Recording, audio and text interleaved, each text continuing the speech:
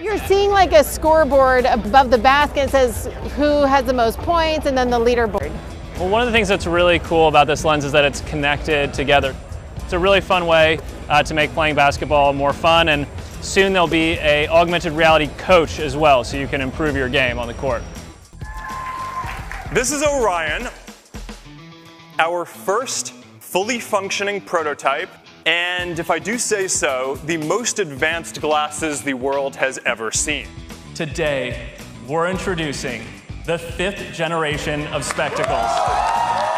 Building high-tech features into glasses isn't a new idea. Snap and Meta have both been investing in tech-enabled smart glasses for years. But these new products make a technological leap with fully holographic overlays. With Orion, we are getting closer to achieving the dream of Reality Labs. To create the next major computing platform that delivers a deep sense of presence like you were right there with another person. This is where we are going.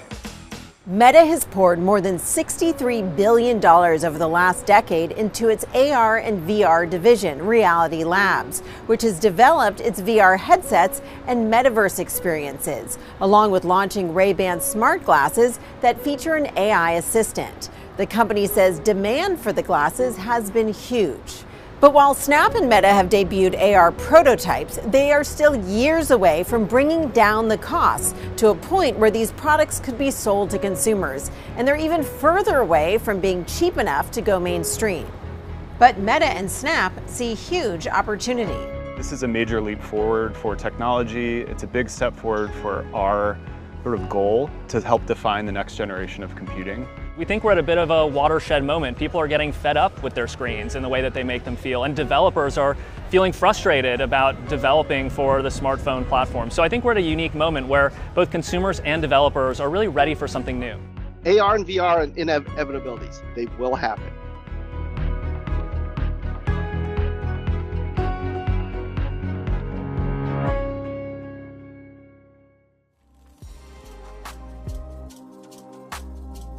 A precursor to AR, smart glasses have grown in popularity, led by Meta, which partnered with Ray-Ban to launch smart glasses first in 2021.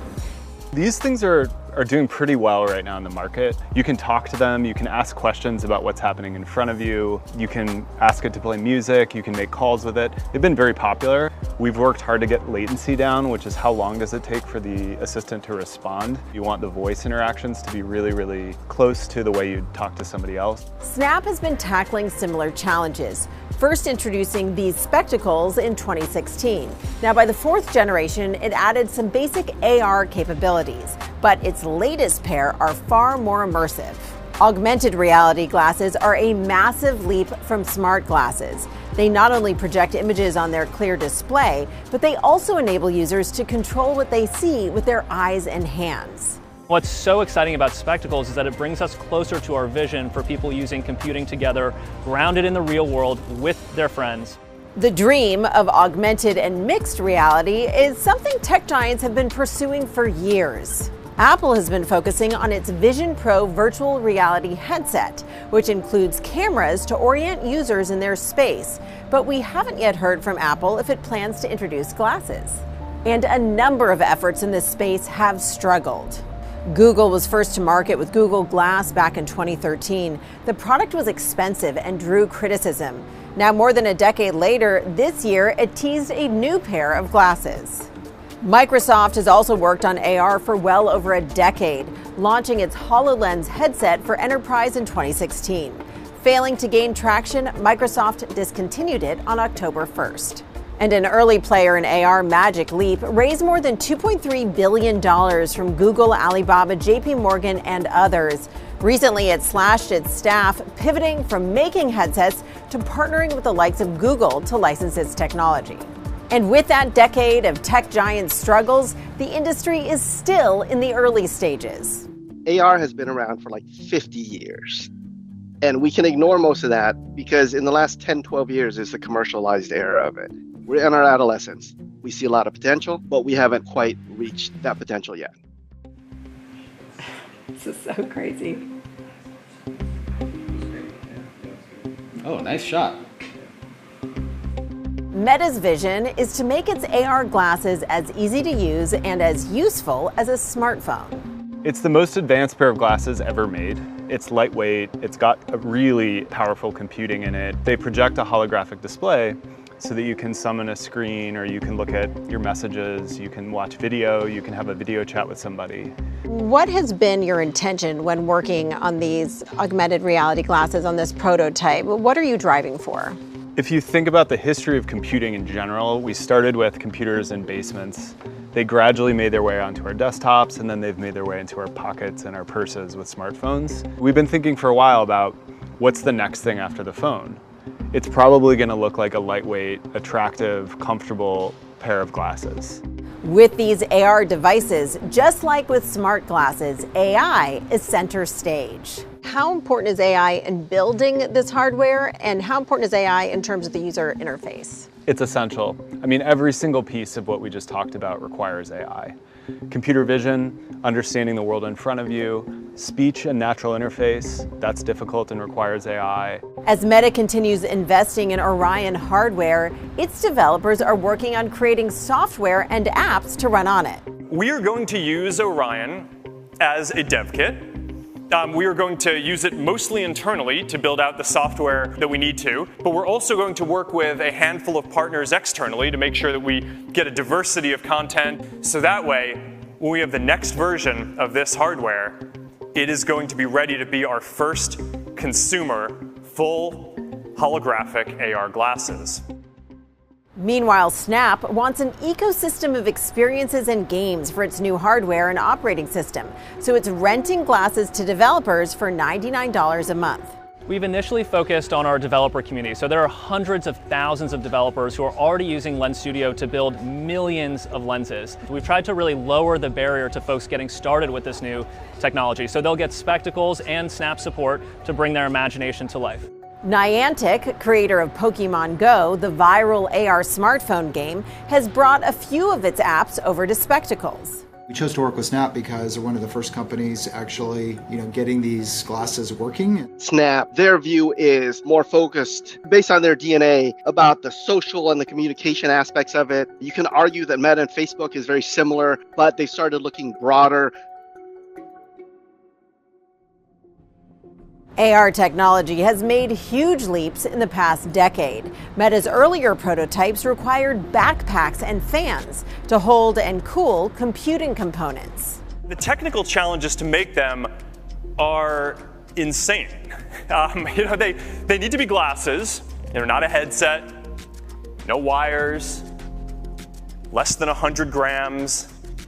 It is an absolutely incredible amount of technology to be able to miniaturize and fit into a pair of glasses and a small puck that goes with it to help power the whole thing. But for all of that progress, there are still myriad obstacles to building the AR ecosystem to make it worth buying these devices. There are three issues: content, convenience, and control. Content, what am I going to do with this? Convenience, is it easy for me to get? Is it easy for me to set up? How am I going to interact with this, right? Am I touching things? Am I doing pinch, swipe, zoom? You need all of those things to make it come together. So with years before these products are sold to consumers, the question is how to justify the massive R&D cost, especially for Snap. We have yet to see augmented reality go mainstream. Why does it make sense to invest so much in this at a time when your stock is down? I think the reason why we're so convinced that AR glasses are the path forward is because people are getting tired of screens. Glasses are a way to use computing that actually brings us together and keeps us, connected with the real world. And while Meta's stock has been on a tear, investors are still curious about the payoff of its R&D. Why are you investing so much in this technology, and how will it eventually tie into your business? We wanted to show the demo to people, just to show what we've been working on. We've been investing for this for a long time just because we are asking the question sort of what comes after the smartphone. The key to commercializing these new devices is bringing down costs. Meta says it aims to sell its glasses at the price point of a high-end smartphone. I want to keep working on the design to make it smaller and a bit more fashionable. We need to keep working on the manufacturing to make it a lot more affordable too. With these prototypes, you got to start with something that is the North Star. Orion is that. And then you find ways to optimize, bring down cost, bring up performance. The price point depends on the value it delivers. If it can do everything and anything, I would say the price point has to be around the range of a smartphone. If it's single purpose, very purpose-built device that can do kind of one thing, it needs to be much cheaper. I don't think mass market head-mounted display use adoption will happen in the next 15 years. And there will surely be new players in this space, such as Google and Apple. The tech giants are rumored to be working on their own AR glasses. The glasses form factor is the mainstream future device that we see, sitting alongside and maybe someday replacing the cell phone. I don't think that's true for these, MR devices like Vision Pro. Apple would probably say it's a stepping stone, that it's a way for them to work on some of this technology and get developers to start, building with some of their APIs before the glasses. But I'm ready to get to the real thing. Apple's Vision Pro is far from mass adoption, with the company reportedly cutting its forecast for shipments and the IDC saying Apple has sold less than 100,000 units each quarter since launch. So there are big questions about the market for both virtual and augmented reality. In the meantime, while we wait to see if AR glasses attract developers and useful new experiences and then eventually customers, Meta is taking what it's learned from Orion R&D, such as how to shrink components and minimize cost and heat, to improve its Quest VR headsets and its Ray-Ban Meta smart glasses. And at the same time, it's leveraging its advances in AR and AI and its other divisions to accelerate development of Orion. For now, I think the right way to look at Orion is as a time machine. These glasses exist, they are awesome, and they are a glimpse of a future that I think is going to be pretty exciting.